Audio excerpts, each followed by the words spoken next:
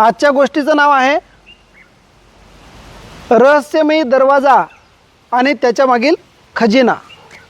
एक गाव होतं आणि त्या गावाच्या पूर्व दिशेला, पूर्व दिशा माहिती आहे कुणीकडे कोणती असते?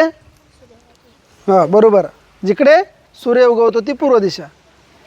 तर पूर्वेला एक मोठा डोंगर होता आणि त्या डोंगरावर एक राजवाडा होता.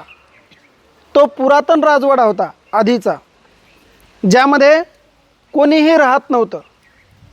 तुम्ही एखाद्या मालिकेमध्ये पाहता ना किंवा एखाद्या चित्रपटात पाहता, कोणीही राहत नाही.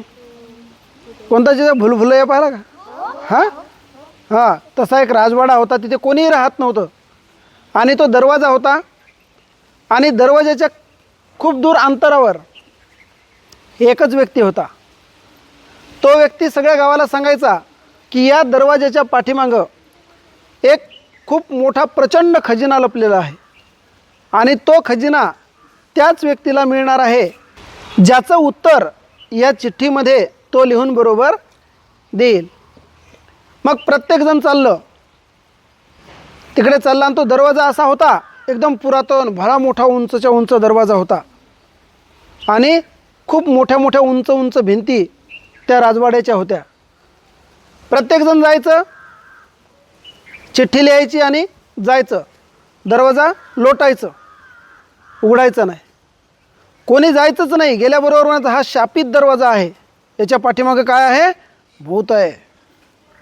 कोणी म्हणायचं कशाला जायचं, तो दरवाजा लोटल्याबरोबर पलीकडे खूप मोठी दरी आहे आणि त्या दरीमधून आपण पडून मरणार.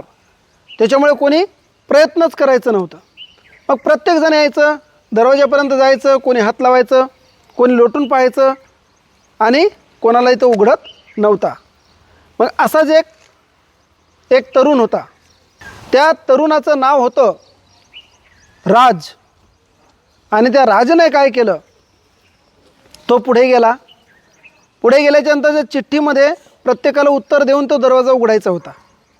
आता ते उत्तर कोणतं होतं हे कोणालाही माहीत नाही, परंतु त्या चिठ्ठीमध्ये एक उत्तर त्याने लिहिलं आणि उत्तर लिहिल्याबरोबर तो धाडसाने पुढे गेला. तो घाबरला नाही, काही नाही, काही नाही, कारण त्याला माहीत होतं आपण लिहिलेलं उत्तर कसं असणार आहे, प्रामाणिक उत्तर आहे. तो गेला.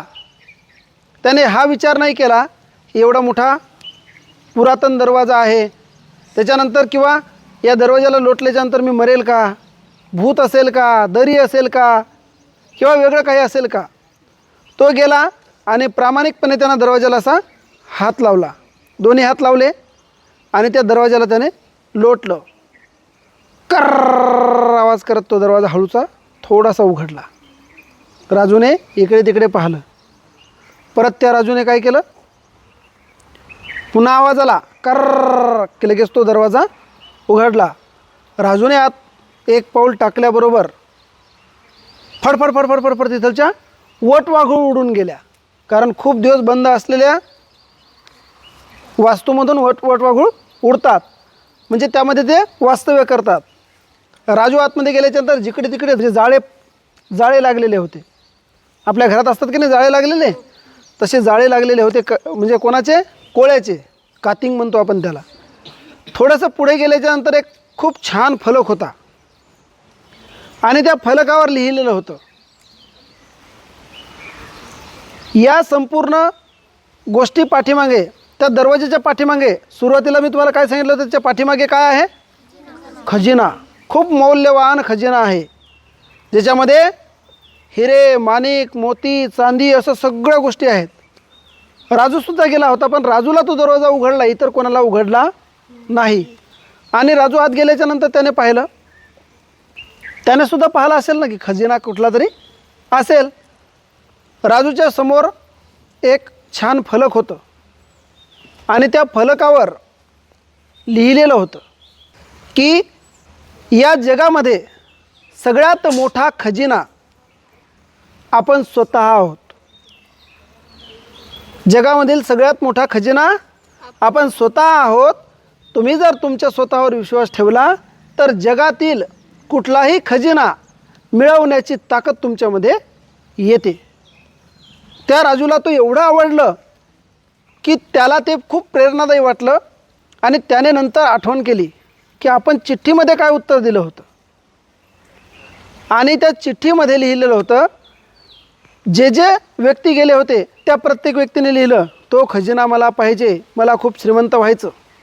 कोणी लिहिलं होतं, तो खजिना मला मिळाल्याच्या नंतर मी असाच खूप मोठा राजवाडा बांधेल.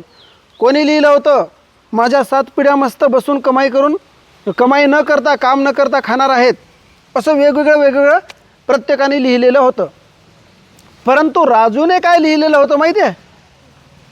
राजूने हे लिहिलेलं होतं, त्या दरवाजाच्या पाठीमागचा खजिना मला मिळो किंवा न मिळो, परंतु माझ्याकडे प्रामाणिकपणे कष्ट करण्याची आणि भीतीला दूर सारून एखादी गोष्ट मिळवण्याची प्रचंड इच्छाशक्ती आहे.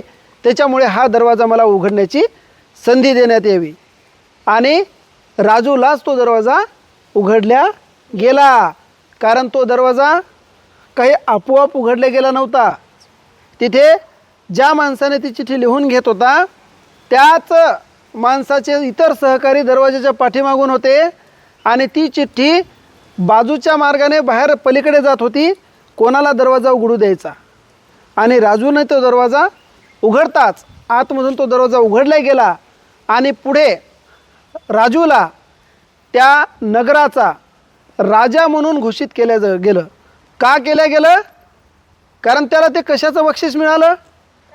त्याच्या प्रामाणिकपणाचं बक्षीस मिळालं. प्रामाणिकपणे कष्ट करून आणि कुठल्याही भीतीच्या पुढे जाऊन यश मिळवण्याची त्याची इच्छाशक्ती पाहून त्याला त्या नगराचा राजा घोषित केला गेला. काय शिकायचं या गोष्टीमधून आपल्याला? आपण आपला प्रामाणिकपणा सोडायला पाहिजे. बरोबर.